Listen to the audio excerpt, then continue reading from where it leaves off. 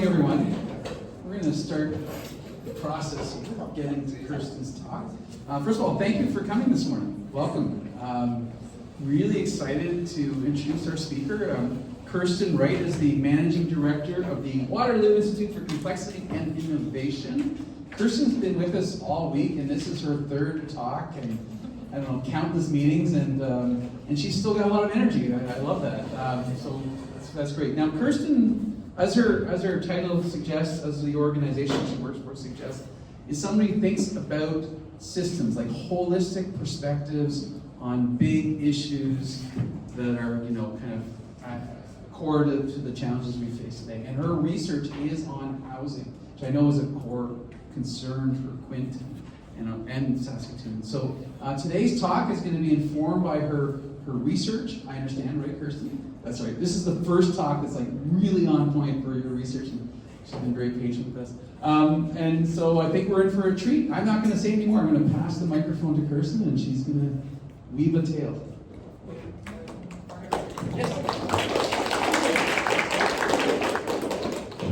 Reading. Oh. I bring greetings from Quint. Is that what you're saying? Land acknowledgement. Oh, the land acknowledgement. I'm sorry. This is what happens when I don't have a script. I'm so sorry.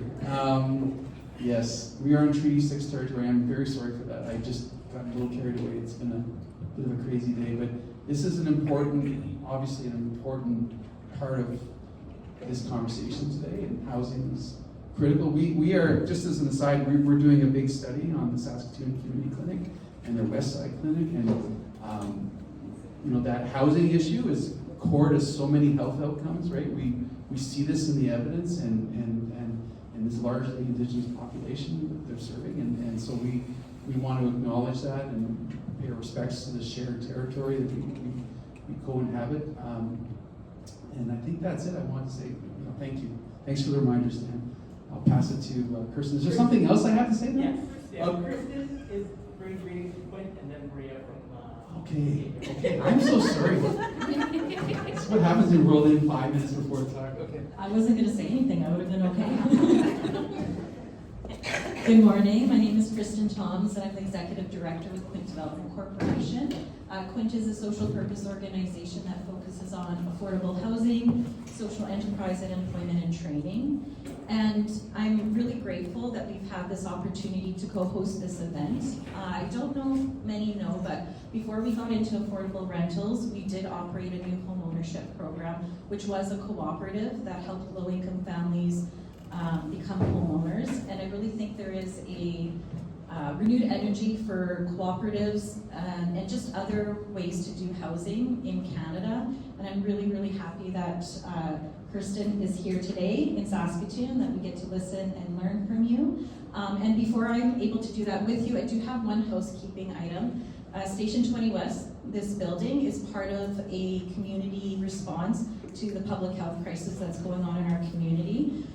We have a lot of overdoses that happen daily, and I think as a collective we have a responsibility to be trained and have the resources available just in case we're being called upon. So Mary Ellen Gibson, who is a board member with Station 20 West as well as Quint, will be sneaking into the space closer to the end of the event, and she's going to be set up in the back to provide naloxone training to whoever is wanting training. And if you already have training and you just need a kit, you can go talk to Mary Ellen as well. So again, thank you, and I'm glad you're here, and I'll pass it to Maria.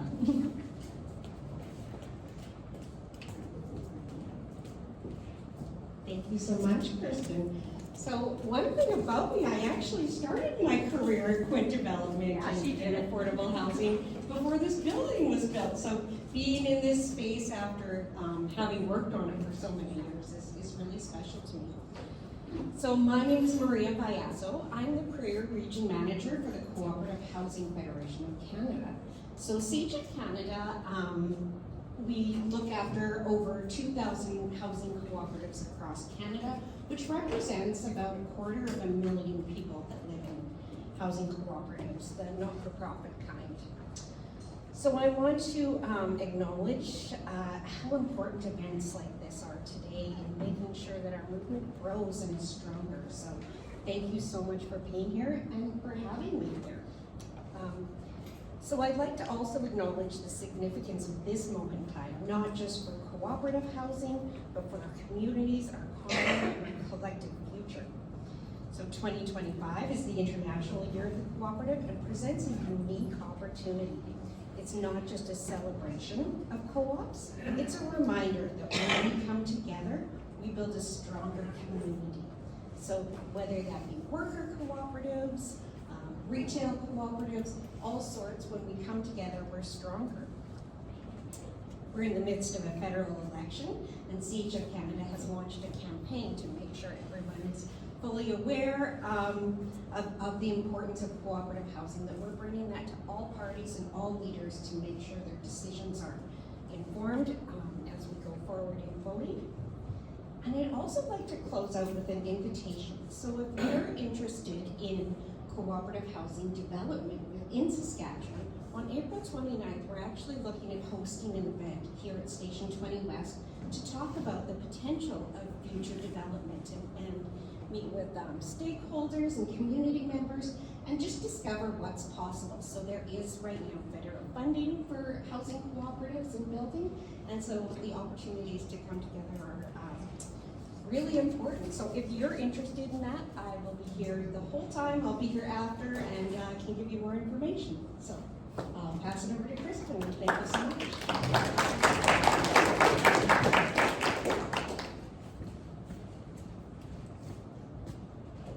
Thank you.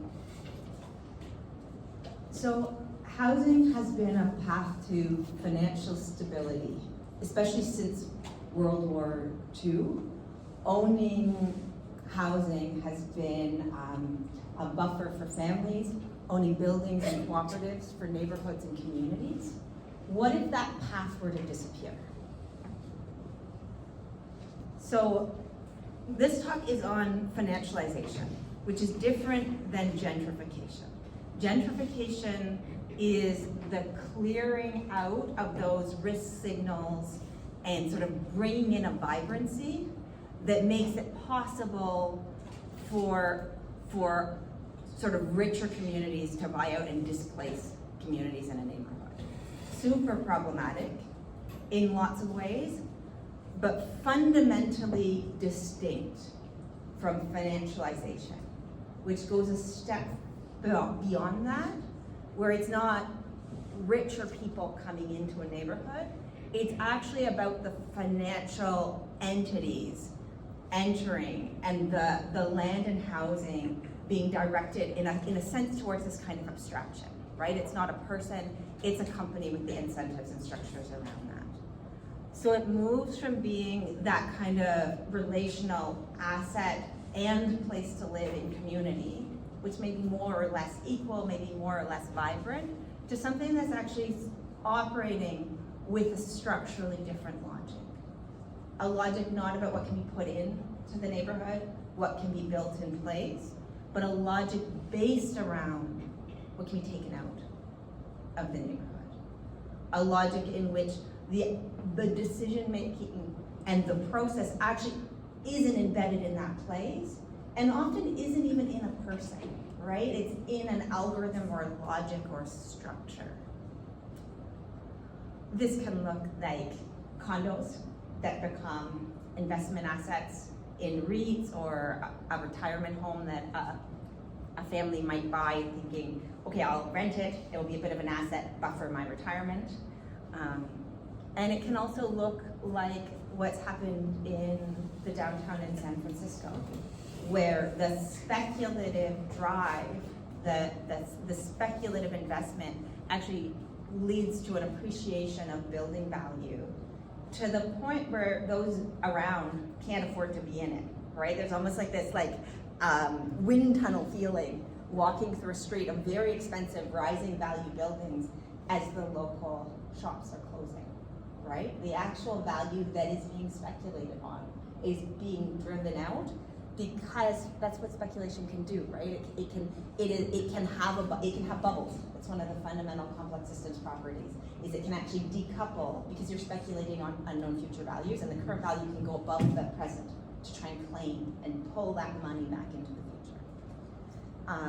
Martine August, who's a researcher on housing at Waterloo, has done a lot of work on this, talking with people where financialized buyers have come in and bought up the neighborhoods, which has started to happen a lot in California and around where we are outside of Toronto. And the stories that she hears are people where the company, instead of, they had a landlord that was an individual they could talk with, it flipped, and now the company, if it makes more sense to call a lawyer to defend against claims, the company can call a lawyer instead of fixing a toilet. And that's sort of a destruction of, it's not it's the whole sort of system of being able to hire a plumber in that local economy and investing and having a neighborhood where each effort makes it a little bit better, it's disrupted by that. And then on top of that, the number one goal, if the algorithm or the team decides that that's a neighborhood where there's more potential, where they can get some richer group in, the number one goal is to get people out of the neighborhood, right? It's not to make it livable. It's not even to optimize it and reduce that. It's actually to make that neighborhood a place where none of the people in your community can live, right? So it's a fundamental shift where the feedback and even the political accountability is disrupted because it's happening maybe outside the country. So when I started to look at this in terms of complex systems modeling and agent-based modeling, which is a big piece of what I do, it became clear that there's a gap in economic theory around who gets urban rents and why that matters. And so in the policy discussion, we've been having a conversation about supply and demand that's based on an analogy to factories. And in factories, there's a fundamental structure of you might actually want those price signals because that might increase your production and then get more objects that could be of use to people, right? That may not actually happen, but at least that idea is possible. In cities, you don't create land in that way, right? It's a fundamentally different logic, and there is a distinction between production, how you make value, and extraction, the rents, the mechanism by which that's claimed. And if we're not precise about this, we're going to be using language that sounds like we're working towards making more value for communities or writ large, and we're going to be destroying that exact same value and destroying capacity and destroying communities and neighborhoods at the same time. So it's a really, really important distinction to get right. And the statement in the economic models is actually so concise. So the key piece of this is this idea of rent. The basic argument, there's a surplus that's created by people in places, right? That's the value that you could claim as a rent. If there's not value there, people won't pay to live in that city, right? And there's a specifically, in the context of this work, there's a specific kind of urban value, right? People will pay more for whatever reason to live in a city than to live in a distant area that's less connected or a rural area, right? And how does that scale? What does it mean? Claiming the surplus works by capturing the rents, and that the financialization, the actual instruments and legal tools make it possible to add liquidity to claim and to trade those rents in a way that isn't possible with this kind of a market structure and these kinds of instruments. So rent is one of the oldest concepts in economics, goes back to classical economics. Ricardo talked about agricultural rents. So in the context of a farming economy, he talked about the value of land and profit available as a farmer is farther and farther from the city, right? So there's the cost of production, the cost of paying someone to do it, and buying seeds and carts and all the equipment. And then there's a different transportation cost. And the amount that the landowner could take depends on how far it is away, because that's the variable cost. There's other things like the quality of land and what you're growing and all kinds of little optimization. But there's this basic observation that if you have to travel a certain distance, the amount that's there, that's the rent, that can be claimed by the landowner is smaller. And Alonso's insight, which is still at the foundation of a whole bunch in urban studies, is that exactly that same logic is at work in cities, right? You can simplify it and imagine everybody's working right in the middle of the city, and they like to be close to work. If they have to travel 10 or 15 hours to get to work, that takes a big chunk out of the workday. And so being 5 minutes, 15 minutes, 20 minutes, those who have the resources will pay more to be closer to the city. So you can layer on all the GIS and the maps and where are they and how much of that is work and how much of that is leisure. But that observation that being close to the things that you need to be close to for financial returns for the production and for the quality of life has a spatial function. And one of the sort of extensions of it, in a city, it's actually this network of concentration of values that you can go to swimming lessons, and you can play football, and you can find schools, and you can find hospitals, and you can find your friends, and you can find housing for your parents. All of these sort of network kinds of values, and the same thing happens in the business context, right? If you have a factory, it's easier to find suppliers, it's easier to find advisors and employees. And so there's this kind of similar to what you see in the agricultural context, that was the foundational theory of rent in classical economics, now becomes the sort of foundational underpinning in urban studies in thinking about the spatial structure of value. And so you see these land rent profiles with a kind of an urban center and the price going down. And then lots of pictures saying how that's actually nuanced and how different signals, different neighborhoods and values and sectors have a little bit of a different geometry. But it's this basic idea underlying it. But the new urban theorists, Alonso's work didn't explain production or distribution. So this is just, imagine a workplace, how far are you from it? The whole process of how value is created in the city and who gets that is not actually connected in the model. So we can't talk about the way in which rents evolve and who claims the productive value of the city through the model unless we add that extra link. So this model basically brings these pieces together: planning, urban geography, economics, taking that value of location, rent, and modeling it going out. So, but the link, I use a standard neoclassical production model and located at the center for the most basic version of the model, so it's as fully interoperable as possible. But I added this insight from complex system studies, which is one of the most reliable empirical regularities in the study of cities, is that value scales super linearly with size. So if a city gets bigger, the overall production is exponentially, it's not just a straight line. Those network effects means that there's actually a super linear value increase by getting larger, right? And that we see that in network effects all over the place in connected systems.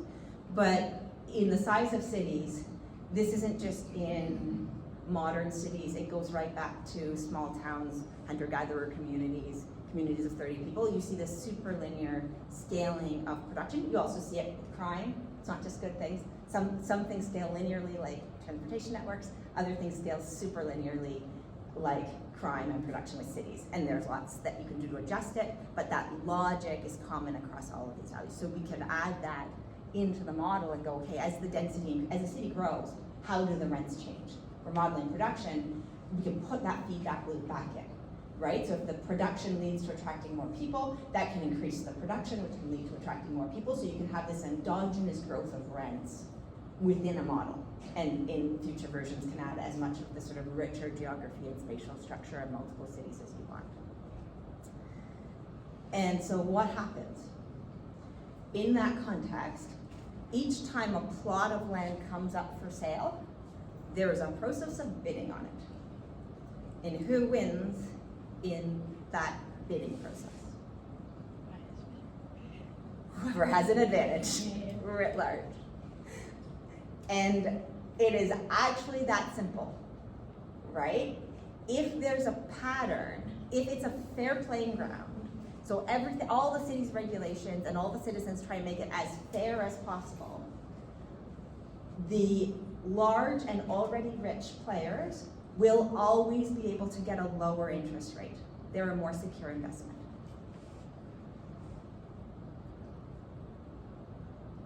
Interest rates could be assessed in a different way. Go in a room and you can decide based on need or community value or co-benefits or anything else. But if you don't, if you decide based on risk, cost, and make everything else fair, the large financial actors will always have an advantage. And the city will flip entirely to financialized ownership. And there's a simplicity and a starkness to that that's consistently missed in the policy conversation. And we're seeing whole neighborhoods, whole swaths of the landscape, bought up, switched to a fundamentally different logic with deeply problematic implications without articulating what's at stake and how we're creating the context by making what seems like a fair policy environment. So one way to think about this is if people are setting the policy context, there's tax benefits and all kinds of advantages and disadvantages that are structured by local government and by international and international governments and individuals. If that's made flat, it will always, the water will always flow out. All the resources will eventually be captured, assuming there's a market of this kind and this kind of a bidding war, and it will all be captured and end up flowing out to increasingly centralized actors who are extracting a larger and larger share of the value writ large, including the capacity to create more value. So that falls naturally out of this kind of abstraction of relationships, and that once the financialized vehicles are in play, if there's not enough of a tax benefit or other benefit to hold in place, capital gains tax exemptions hold some of this back, right? Because it's an advantage for homeowners. If there's real, neighbors help each other, or there's something that the algorithm doesn't know about the house that the neighbors do, that holds some of it back, right? There's a whole bunch of sort of natural or policy barriers that mean we haven't seen it. Buffers, those who already have houses, make it look like much less of a stark effect than it is, right? Because only a few are coming up for sale each time. And that it happens first in the most vulnerable areas, and then it flows everywhere else, right? So we can think of it, okay, this is a problem in suburban neighborhoods in California or outside Toronto, but the logic works everywhere. So that vibrancy of neighborhoods, if you imagine that this is not run by people, investing in their own houses and homes and businesses or in their cooperatives, the investment in preserving the tree canopy, the investment in having space where kids can stay if they can't find jobs, there's no incentive to hold those buffers in place in the whole community. And we can already see this in the business world and sort of selling things. This logic is already in play in a lot of places, right? You can actually feel the difference when you're walking along Broadway Street and it's local shops and people are investing and building from a place of their dreams, or in places like this where you just, like, the way people say hello as you come in, you can feel that extra investment in the social capacity and the relationality. And you can feel the difference between that and a strip mall, right? And it's sort of weird, right? Why would when we're so much richer than every medieval village or early Canadian town, why would we be building this? And they were building beautiful stone buildings and churches and thinking about the skyline. There's a different logic, right? Nobody is building this because it's their dream. Nobody's building this for any reason except the logic of what can be taken out. And so that is what we see in every town in the strip malls. That's what we'll see in the suburbs. That's what housing will feel like. And it's sort of like a wind tunnel, right? If you walk along those strip mall like roads, it feels like a wind tunnel, right? That all of the sort of details, what's not the smoothest possible surface, the optimization, anything that's not the optimal surface gets wiped away, including the detail, what makes it human, the reservoir, and the capacity to save for when the conditions change, right? And optimization is suited to this moment, right? For those who own it or have control. It's not suited to anything when anything changes. So in the context of our research, we work a lot with agent modeling, which I introduced. We also work with this framework around resilience, specifically ecological resilience. So in engineering, there's an idea of resilience as if a building's pushed or a piece of steel's pushed, how fast does it come back, right? Return time, assuming it's always gonna be there, just what's the bounce back time? Psychological resilience is there's a whole sort of rich body of work around psychological resilience, but it's distinct from the tradition, although there's connections now, from the tradition of ecological resilience, which comes in large part out of C.S. Holling's work at WICI, looking at originally budworm cycles, but noticing this common pattern in systems where there's cycles of birth and death, capturing of resources and release within natural ecosystem, but there's still some continuity in it, right? In a human society, people grow old, they die, there's new babies, it's still that same society, even though the new kids might inherit the houses from the parents, right? And might inherit that, move into leading the community government. There's a continuity there. In a forest, there's this constant cycling. There's periods of drought, of fire, and those actually strengthen and they release resources into the soil, which feed the next generation, right? It's actually after, it's hard for little tiny trees when in a full forest where all the trees are big. After a forest fire, it just springs back to life, right? So that actual cycle of breakdown releases resources that can then be taken up in those communities in place. There's no natural system that tries to couple and connect every single thing. There's no fire that burns the whole thing in a functioning ecosystem. There's no parasite that's able to suck from every tree in every continent all at the same time. Partly because that would, it's physically hard. You really need these imaginary sort of digital infrastructures to do it. But it also couples, all the experiments become the same, and the systemic risk goes through the roof, right? Life would never have evolved in that context, because life evolved because you can fail and experiment in one place, another place, and if one fails, the other can keep going, right? So this disrupts the basic logic of how experimentation leads to new possibilities. So within that cycle, there can be all kinds of problems. It is not fun to live through a forest fire. Death is one of the hardest things we'll ever experience. It's not none of this is a normative thing. These are a set of ways of thinking about patterns, but there is that continuity through moments of disruption, and there's ways it can get stuck in any stage. You know, if you remove all the tinder and suppress forest, or you let tinder build up, suppress fire, you'll lead to big fires that can actually damage the ecosystem much more strongly. So there's all kinds of ways this functions, ways it can be improved upon. But there's also something else can happen, right? Where there was a community, that community can die out. Where there was a forest, it can move to grassland, or a bamboo-dominated forest, something different, right? And I would argue that what financialization is, so if you imagine the trigger of the 2007 crisis, which led to some of the consolidation and advancement of some of these tools and their deployment at scale, is more like that the crash in 2007 could have been a release, right? And people growing up in the communities could have bought the homes that foreclosed, right? People could have started businesses, and it could have actually released to, well, what do people need now? But because it wasn't, right? Because these mechanisms flipped it to a different logic that's more like the strip mall logic. It's fundamentally not like any place you'd ever choose to go home to after a day of work. It's more like what we're at risk for in the Amazon, which is that the forest tips to desert land, or something that can't support the kind of vibrancy that was characteristic before.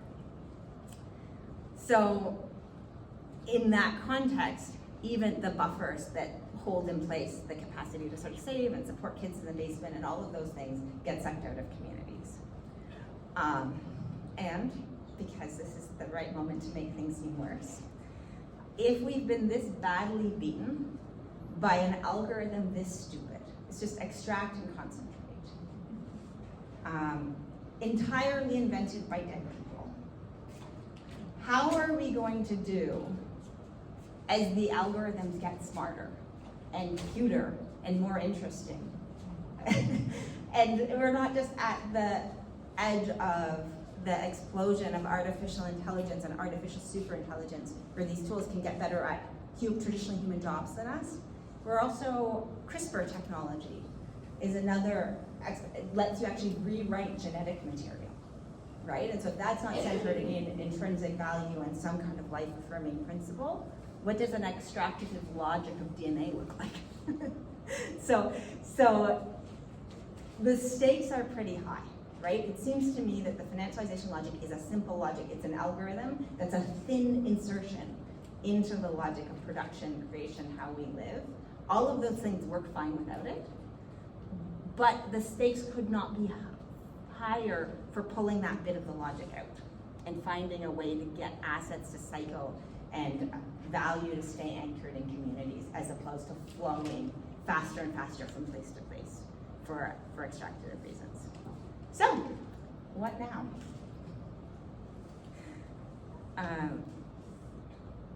So 3 pieces. First, if this is a problem that shows up in the model just because the surface is too flat, right? It's so fair, anyone can come in. A fractional improvement of interest rates means a certain class of actor with a very high access to capital can win every bidding war. Then make it more bumpy, right?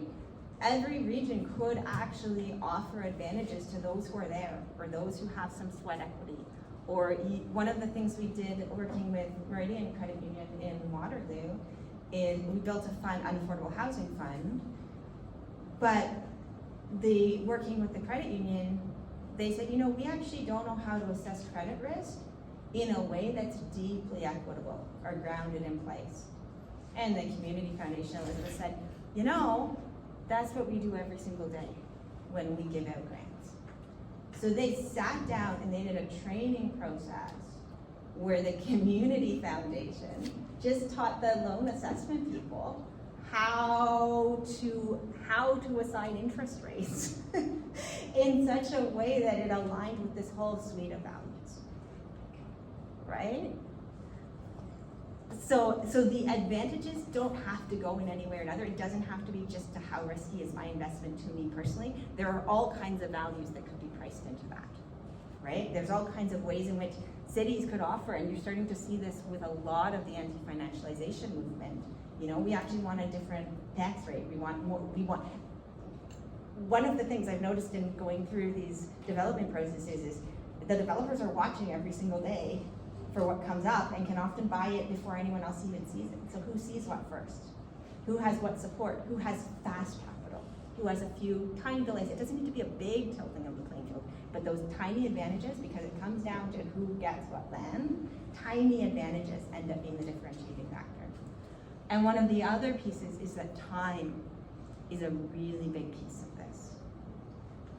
So I don't know if anyone read Michael Pullum's book on baking bread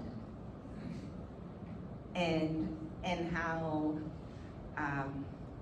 traditional ways of making bread, like sourdough, might use exactly the same material.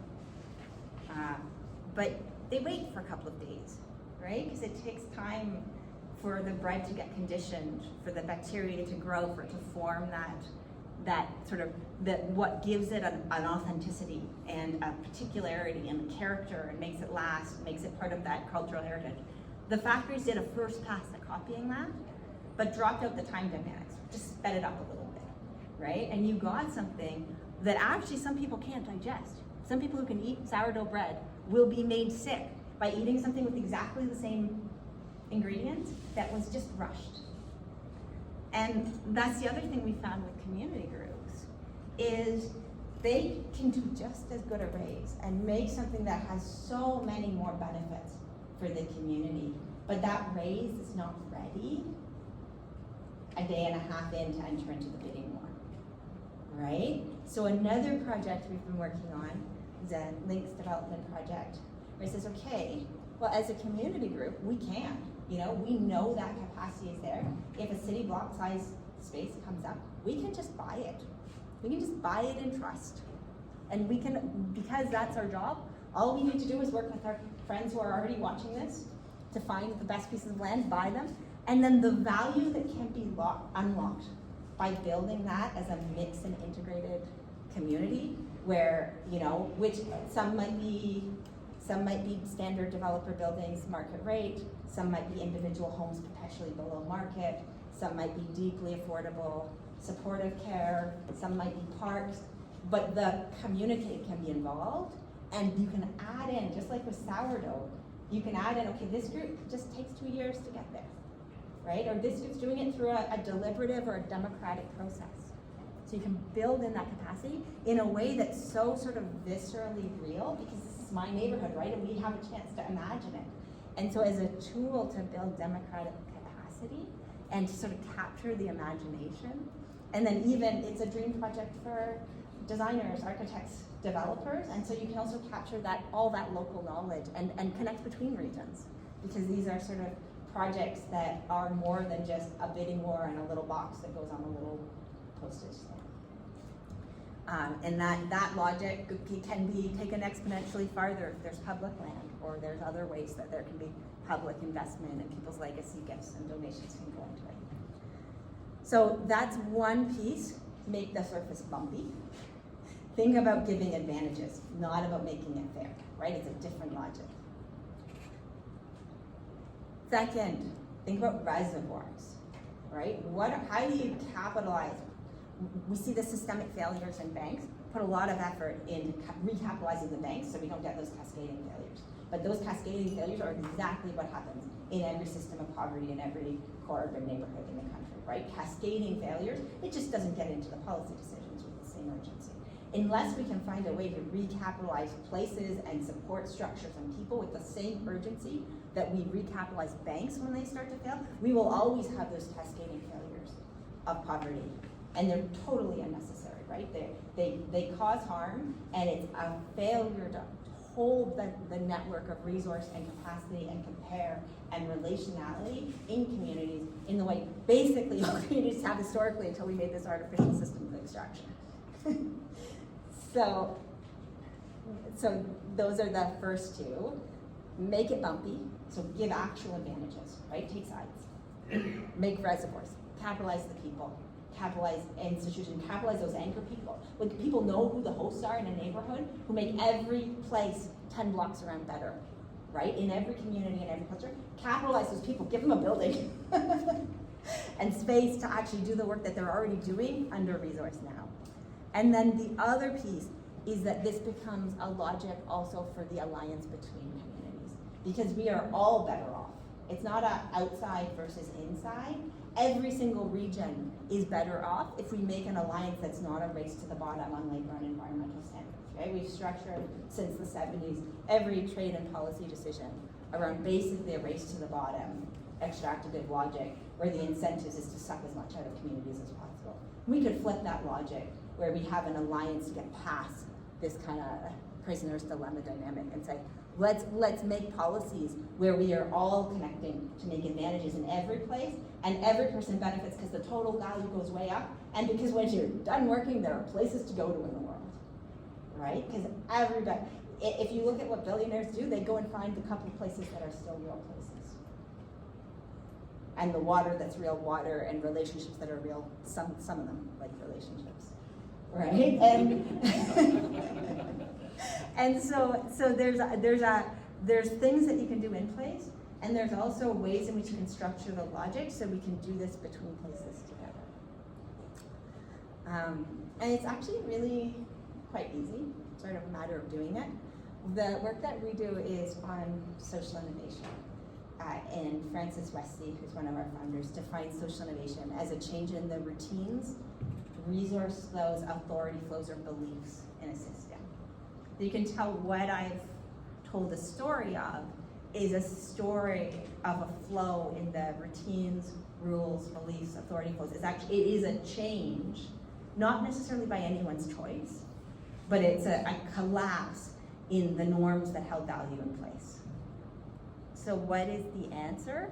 The answer is to use the tools to do social innovation, to hold that at bay, but to use the fact that there's this huge shift to actually tip it back to something that's way better and way more like how historic communities and indigenous communities all over the world have held value and relationality in place, right? And like, what are relational kinds of value? David Graeber talks about value that that decays. Types of promises are so deeply embedded in culture in different kinds of ways, and there's a side effect of making permanent, immortal, highly connected, highly fast, optimizing money that can flow while locking all the people in place.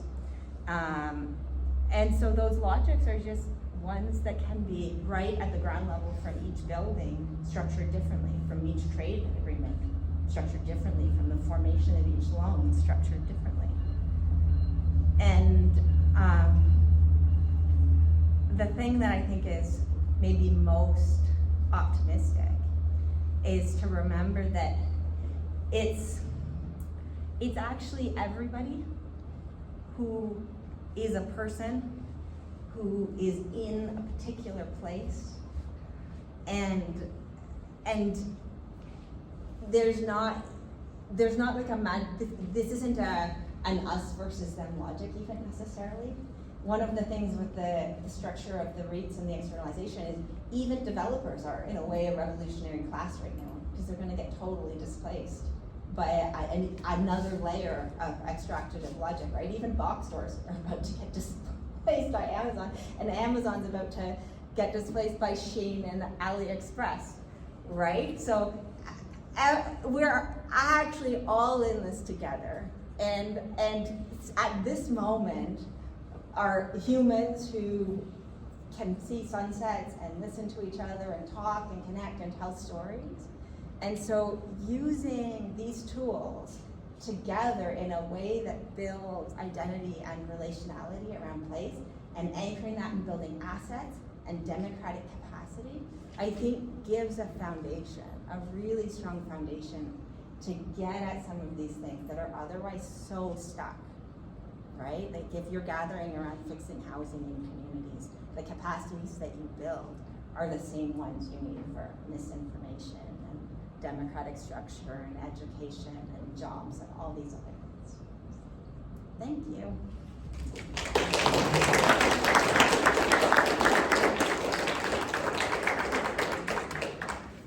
It's working stand. Oh, it is. Thank you so much, Kirsten. That was wonderful. So just a bit of context. Kirsten and I met last summer, and we've been talking every 3 or 4 weeks ever since, sometimes more often.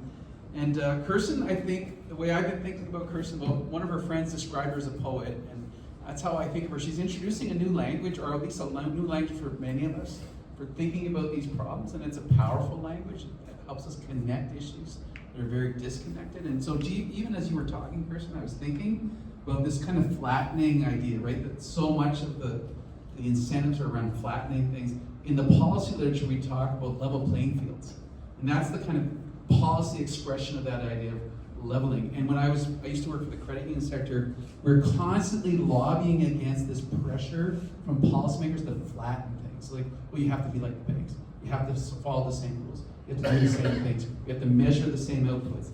And so that logic is kind of the core policy lever that's the expression of what Kirsten's talking about. I also, just a couple other quick reflections, Kirsten, when the financial crisis hit, I remember I used to, because of my financial policy roles, I used to sit at these C.D. Howe Institute meetings, and people would lament the fact before the crisis that Canada hadn't kind of developed a uniform securitization policy across all provinces. But guess what saved Canada from the worst fallout of the financial crisis? Was the absence of a uniform securitization policy across the provinces, right? So everyone was like, wow, we dodged that one, but only because they left in some of the bumps and valleys by accident, right? They didn't get to those in time to create the real fire that we saw everywhere else. So just some observations. I want to open it up for questions. If people have questions for Kirsten, this is your opportunity. Stan has a mic, so just raise your hand and we'll walk the mic to you.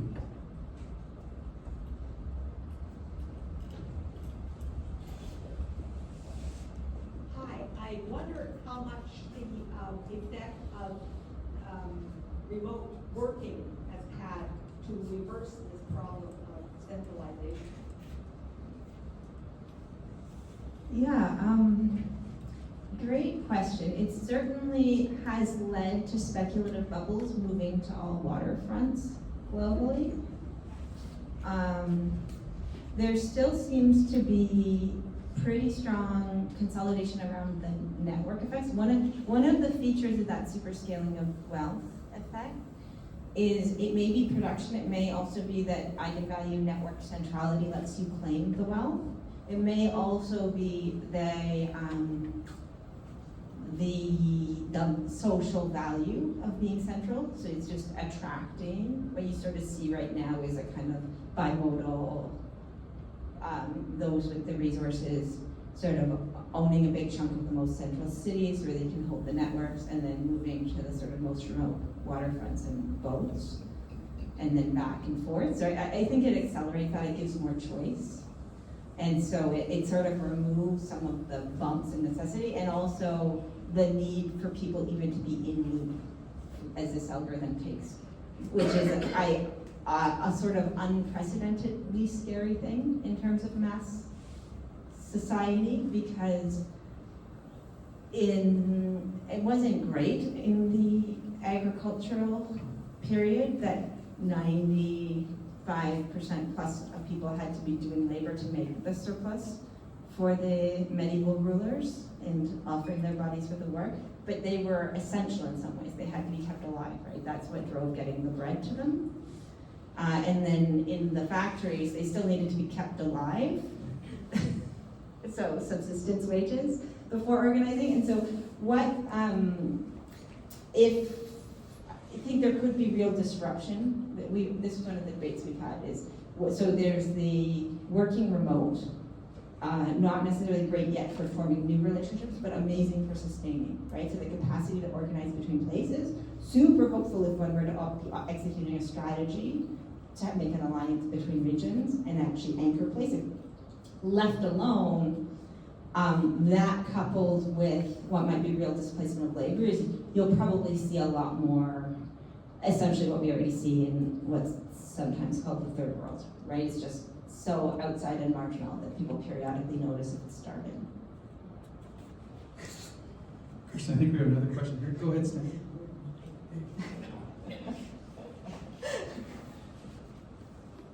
David Fonde, Sweetgrass First Nations, Treaty 6 Territory, Turtle Island. I just found out about this meeting before 11. I'm glad I'm here. I'm glad there's so many people here. Housing is a real important thing for our people. As Isabel said, it's a human right that everybody should be housed. And I learned the other day that it is a treaty right in our treaty, in all our treaties. If it's our right to be housed, then how come we're not housed? Who do we go to? Who do we talk to? Who can I get housing today? Not wait till next year or 2 years' time when there's going to be 3,000 people out there homeless. Who do we lobby to go out there and get money right now and put up stuff here? Like you said, affordable housing. You want to talk about affordable housing. All those people out there can afford a tent. That's why they're there. That's affordable housing to them. $450, where can they rent a place for that? You talk about affordable housing. Is the rent going to come down to 200, to 300, 400? Not 1,000, 1,400? When is all that going to happen? I don't see too much First Nations people in here. Well, I can't really see, but why aren't they here sitting at the table with us? The lived experience. How come there's not homeless people here listening and giving ideas? We need a voice too, not just the government, all these committees, everything. We need a voice. How do we get a voice? I run a smudge on every Saturday, and now I'm starting to have a voice. I'm starting to get lots of people together behind me. And I'm an advocate for homeless people. That's why I like coming to these meetings and telling you what it's like out there. Come for a walk with me at midnight, 2 o'clock in the morning. I invite anybody out there to come out there and see the true stuff out there, not just meetings. Sure, you can sit at meetings like this for 3-4 hours, but what does that do to those people out there? Affordable housing. Go to the government. Hey, can we raise their rent? Can we raise their special needs and all that kind of stuff? It's just not sitting and talking here in meetings. I don't know what to say.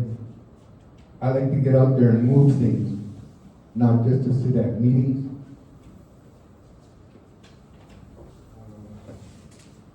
You know, stuff like this just rattles my bones, and I have to come here and talk like this because, like I said, I don't see no homeless people here.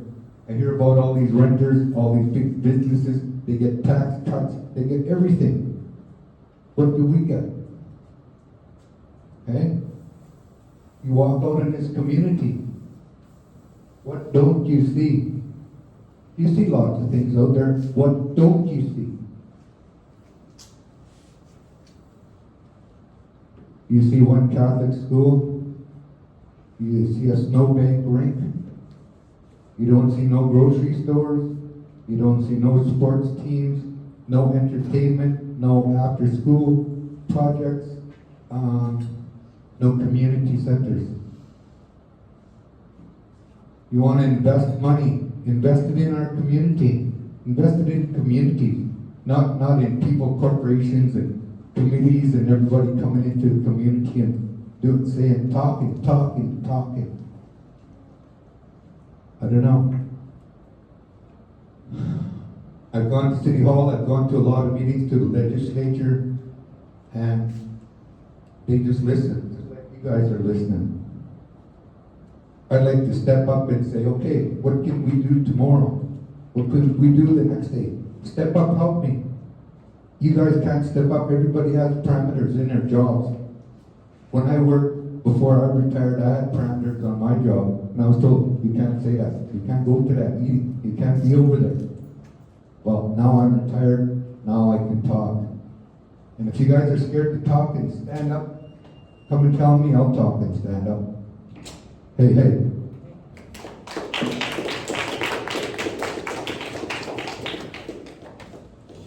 I'm sorry, I missed your name. David, thank you so much for sharing your experience and your time with us, with the community. That means so much. So, the idea behind cooperative housing was always meant to be a grassroots solution where people and communities can come together and have these conversations just like you're having today. To take away rent as a capitalistic venture where assets are determined by millionaires. How can we build those community assets that aren't about money, but are about ways to connect people in meaningful ways? So thank you so much for bringing all this up and for starting the conversation on how we can take these ideas and move them forward to make sure our community moves our house.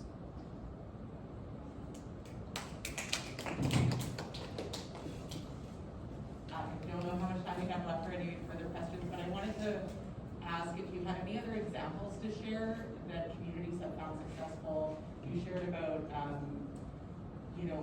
credit unions learning how to establish interest rates differently. I'll talk to my credit union about that next week. And we've heard about a little bit about cooperative housing as a tool. You talked about some land trusts. In particular, I'm wondering if you have any examples of projects that have worked better, that communities have had success in scaling up a bit. We've got a lot of really great examples in this area in particular in Saskatoon, and we also have a lot of factors and processes that are draining this community of the capital needed to make some of those improvements. And so I'm interested in hearing kind of some of the scalable ones that you've seen in other communities that are working. Yeah, and I just want to speak to this, what we can do now, piece first. Because we could actually just have benefits that cover the costs now, right? We're talking about scarcity, and it takes zero time to do what we do for the banks and print enough money to get people housed in an emergency context, right? There's not a delay there. And to start building, and then a couple of months of concerted effort that's actually building an industry, not speculative, of getting we have tiny tent, better tent city in Waterloo, right? The thing about it, it's not the best thing, but it fits on a parking lot. People are housed, and you can actually pay people from the unhoused community to be doing the care and the relational work and the hosting work that's done for free now, right? That really sort of eloquent, I'll transmute this movement. You can get money paying people to do that extraordinarily important work, turning that lived experience into a kind of urgency and a policy action, right? So you can already level the playing field to be able to get into, actually there is housing now, and it's a question of money. Then there are things that can be built in the spaces within a couple of months, and the companies are desperately, there's Indigenous owned and run tiny house companies in my town that are in the process of scaling their production, and I'm sure that exists all over the country, right? So we could build tiny houses tomorrow. And we could approve the process and start buying up land and building the kind of housing that's co-developed with the community now, right? And we are also at a moment where there's a reasonable chance that somebody says to solve the climate crisis, they want to build at a speed that Canada has never built before in history. And we'll have a lot of work to do in Western Canada to build any kind of legitimacy.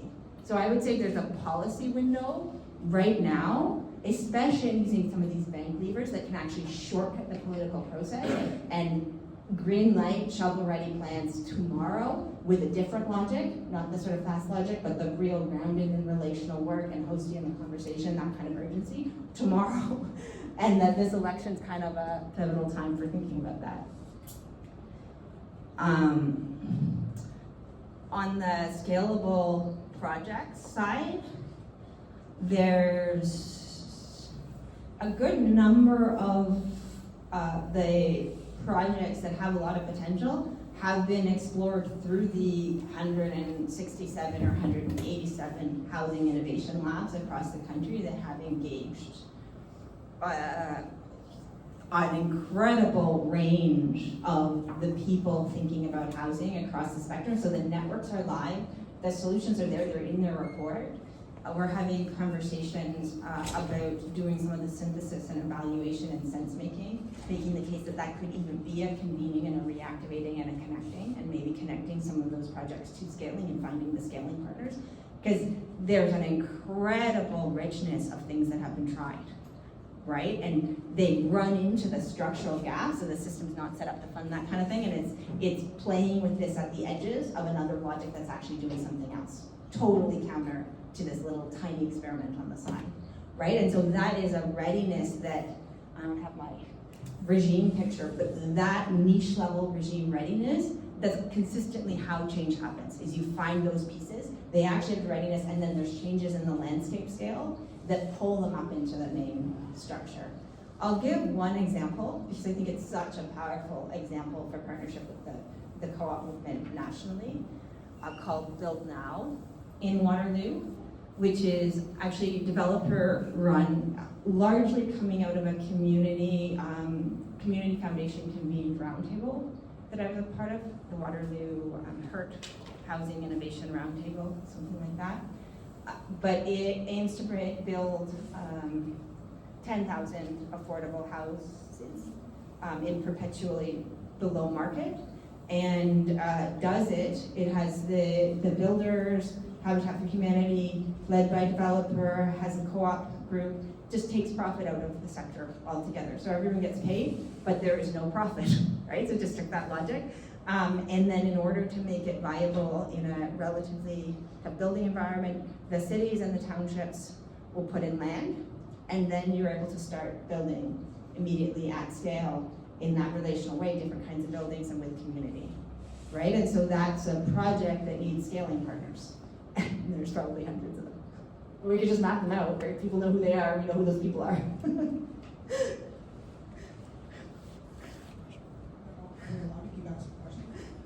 Okay, so throughout even the best practice and the examples that you were sharing, your language skirted through all of the jurisdictions. Yeah. So I'd like to sort of unpack this perspective of what is Waterloo. So we'll use you as an example. So Waterloo municipality, what is their responsibility? How is that tied to the provincial expectations and federal and Indigenous governments in the area? And then I know, because we've been working a little bit about it in Saskatchewan, that you're mandated in Ontario to have community benefit frameworks and agreements in place, and how you can reflect on how those might play a role in the execution of those best practices that you just shared. In any particular example, or? Just sort of generally maybe, but even like, so maybe use the, it's not a tent city example. Yeah, I was in most early intensity and then mostly more volunteering capacity. So that Waterloo has a little bit of a barn raising culture.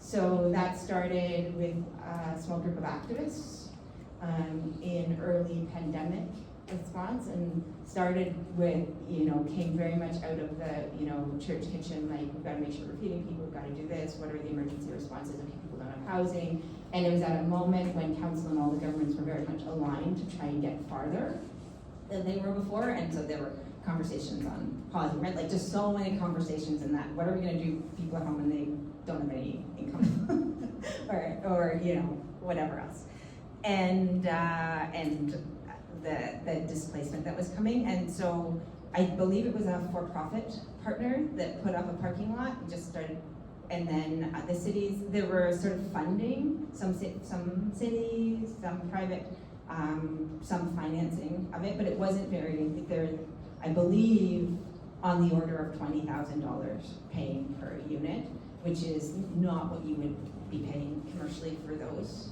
builds. And then I don't know the quality of the perfect.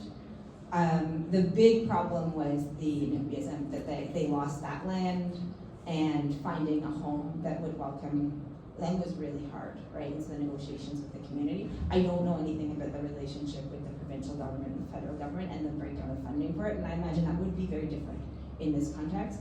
I don't think, because it was let's get as quickly as possible some buildings into a parking lot, I don't think there was a big community benefit agreement arrangement in that context. On that front though, there's really interesting work emerging around systems finance that Transcap is doing, FEST is doing, Ilsa, who used to run Mars, is leading a lot of thinking about it in Canada, in a Canadian context, and Dark Matter Labs, which is saying, okay, there are different returns at different points in the system, like the upstream health benefits. How do you actually price that? Raven Financial Investment, Indigenous-led, Jeff Sears and others have been building. It's a brilliant model for that kind of the outcomes purchasing side of that systems finance. So there's really, really innovative work in addition to community benefits arrangements in terms of thinking through how you finance different kinds of returns at different points in the system. I don't know if I'll be that useful in terms of the jurisdictional context here. I could talk in the specific context of specific projects, but that's not where they've run into problems. It's been more in the financing, and that's been more through the either the conventional, like how you finance a condo, or the impact investments, the community foundations. So we're here till 12:30. If people want to stay, we can keep going with questions. So go ahead. I have a whole bunch of things to say, but the first thing I would say is, I think we need to get off the pot and start getting insistent with things. As David is saying, there are people, you can walk around this neighborhood and you will see how many people are suffering. One of the things that has really been occurring to me lately are the downstream effects of us not having appropriate care for disabled people and older people. Right now, I have 3 people in the hospital who literally can't leave the hospital because they have no place to go and live. They can't live in their homes anymore because of physical problems. I think there's an empty credit union right over here with a big parking lot. Today, why aren't, do we have anybody here from this city of Saskatoon? Why are we pissing around like this? This is a crisis. Why are we still building houses that have stairs and not ramps? Why are we doing these things? I give up on the provincial government, forget about it, nothing's gonna happen with those guys. They will leave money on the table to make people suffer. They will, they did during COVID. They're, you know, they're not participating in many things the way they should be around childcare and housing initiatives. So really, it's the city of Saskatoon, I think, that we need to focus on, because we have a friendly council and it's worked hard now for a number of years, really good people. It's time to do something. And exactly what we do, I'm not sure, because we're kind of we're a culture that's been driven into home ownership. It's the dream, it's the Canadian dream, this is what you have to do. It's actually a terrible investment for people. We've created a whole culture around anti-renting. Oh no, you can't do cooperatives because you're not an owner in the traditional sense. So we need to change some of those ideas about things too. But there are parking lots all over Saskatoon that are owned by the city of Saskatoon. Let's get at it. Stop building places without ramps, period. Just start doing some things.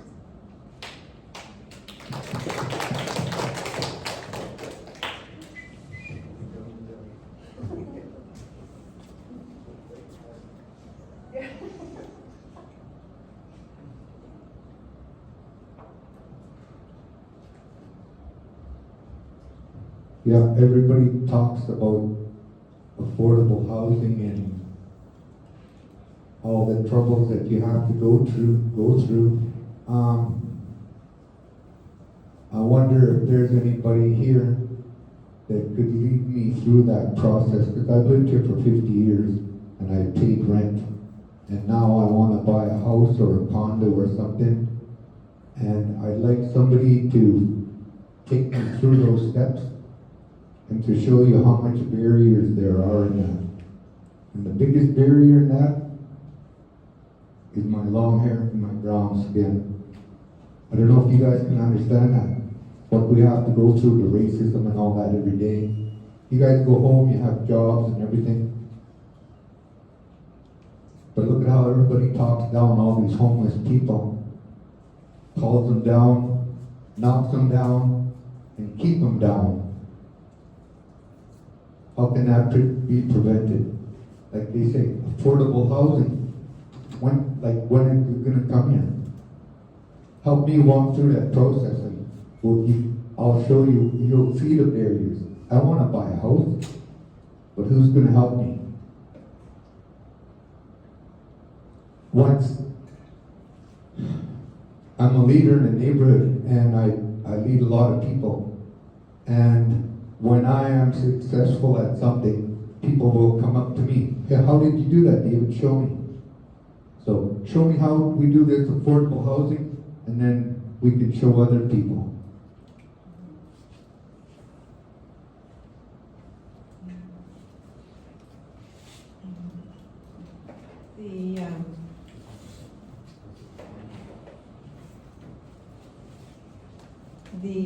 The piece around what can we build now, one of the challenges is with your friendly municipal government is so undercapitalized, right? That locus of actual democratic capacity and caring, especially around housing and the actual structures and support and ability to bridge difference, it actually is designed to be sort of backed into a corner, right? And structurally, basically to have to go and ask provincially and federally.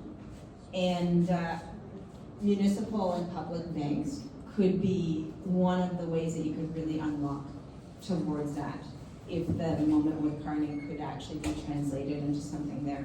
And then how you connect, because the scale of resources, housing is unusual just because of the size of the capital cost of the project, right? And that's a challenge in that you actually, you need the infrastructure of a modern society to be able to do it, and we have something that's hamstringing our ability to get close to it, right? And you could unlock that very quickly with public banks, and even working with municipalities now in terms of what are the levers that they have. If they have clarity around just not flattening the landscape, but actually making a manage to make value stay in place, there's already so much capital that can be accessed through that. You have a question here? Oh, sorry. Go ahead. Hi, I just wanted to introduce myself. My name is April Chiefcap, and I'm the Shadow Minister of Housing, which means I'm in opposition with the provincial government. And I just want to say, please don't stop putting pressure on the provincial government. I'm in the ledge every day calling them out. This last week, what happened in the legislature is we had a rent report that showed that rents in Saskatchewan are increasing. We keep getting told Saskatchewan is the most affordable place to live in the country. And I disagree with that. I think what we're trying to say is we're the least expensive. We're still expensive. And we have so many groups of people in our province that cannot afford what is happening in our province with the rents going up. I'm new to this portfolio. I'm new to being an MLA, so I'm learning. But I do feel that there are solutions to the issues. The provincial government does need to be held to account, and they do need to be involved in those solutions. So I will keep doing what I'm doing on my end. If people have housing concerns that they want to bring to me, please do so. But I just want to say I appreciate you coming today. I'll be honest, I didn't understand everything you were saying, but I think that just that I got of it is that we're allowing people to come into this province and invest in housing in a way that they have an advantage. And they're not necessarily building the kind of housing that people can afford, that's sustainable for a lot of folks in our province and our communities in Saskatoon. And so I really, okay. So I do really appreciate learning from you and being in this room with everyone, and looking forward to solutions to the issues that we're facing. And it's not just outsiders, it's a logic, a structure. Can I add something really quickly? I want to kind of double down on what Kirsten was talking about, these municipal banks, provincially owned prime corporations, lending institutions. I mean, these are the mechanisms that can mobilize money and policy very quickly. I mean, these are resource allocation issues ultimately, right? Like, and money is our tool to allocate resources. And there's not a lot of creative thought, and I'm not picking on the NDP, but politically about using these tools to mobilize resources really effectively. So historically, go back to the last kind of period of a Nixon-Trump tariff-like world, the provinces all mobilized to lobby for bank act changes that would give them the power to start a bank, provincial bank. And their idea was we need more economic control locally, we need to mobilize resources more effectively. So Kirsten and I and a few other people are part of a network that are working on this stuff to create this capacity for these institutions that could mobilize resources very quickly. But we don't see a lot of political take-up, which is interesting. It's been there before, it could come back now, and I think this is a key mechanism to move things quickly. Isabel. Can I ask a question, actually, quickly, in response? So what WICI does, we exist to support, basically across the study of complex systems. There's a whole bunch that we understand about how they function and how to support them. Most of it not very well applied in practice, right? So really well understood, not well applied. And so we connect academics and thinkers and practitioners all over the world to support increasing that understanding, but our fundamental purpose is around application and supporting application. What would you need in order to feel that in order to have the supports to actually bring in the kind of rigor or the kind of ambition? There's specific things that will work, and around each of them there's 25 things that will not work, right? And on every single one of them, there's 25 people in the world who have spent their whole life understanding that, testing it, talking to people, modeling it, getting the data. What would you need in terms of support to be able to access it, right? Like some of it is the relationships, some of it's the papers, but some of it's also just the comfort, right? This is always the tension in democracies. people who are leading are covering a whole bunch of ground, right? And specialists are looking at one thing their whole life. And how do we bridge that in a way that's really generative and useful? And like, it's specifically with housing, there's this network on housing. Like, how can we be of use to people in your situation, whether for you or just as guidance? Because I feel like I'm always having this conversation. Listen, can I ask you this question? Thank you, April, for reminding us that we should hold provincial government to account. Housing as a human right is an obligation of all levels of government in Canada. And we need to take it seriously. We do need to hold them to account. The human right is to adequate housing, which has 7 indicators, including culturally appropriate housing. It's not a minimum standard. It's about housing that is appropriate, affordable, etc., accessible. We really do need to focus on the powers that communities have, working together and challenging the systems to work in favor of people. We are going through an electoral process, and we're hearing all the time, we're doing things for you. Well, this is the most fundamental human right that makes all other accesses to employment, education, etc. possible. How can we not hold them to account? And if it's a priority, it's got to have resources. And that's where our provincial government has really fallen down. We do not match the federal money, whether it's on reaching home or other programs. And in fact, the feds have to go around the province to support the municipality precisely because of that. And so we do need to hold them to account. And David is right. We need to act now.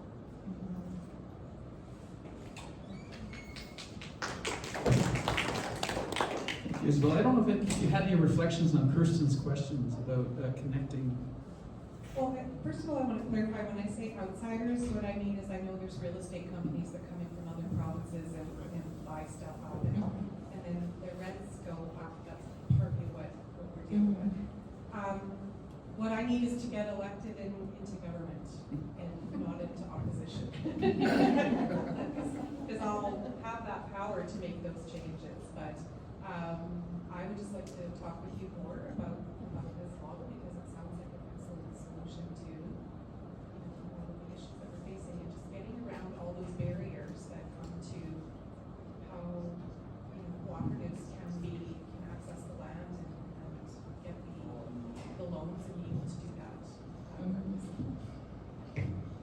Okay, I think we're gonna. Was there one more question, Stan? One more quick question, then we're gonna wrap up. Is it way over here? Yes. That was Sarah. I could have brought you. Thank you so much. Thank you so much. This has been a mind-blowing, amazing presentation. Thank you so much for coming to talk with us. I guess it's just kind of a quick question. And it was a niche part of your presentation, which was about the buffers to financialization in the neighborhood and neighborhood-specific community investment that comes from the community to do things like, I think you used the example of like preserving the tree canopy and things like that. So I work with community associations, and community associations as like an institution kind of have a history in the city of being like ratepayers associations and being associated with property value. And so and they're all volunteer run, so a lot of the volunteers that we get tend to be homeowners and people who own property. But as you say, there's a lot of people who rent, and there's increasingly people who are in more transient housing who might not plan on staying in the neighborhood for even more than a year, or rent contracts are shorter and shorter.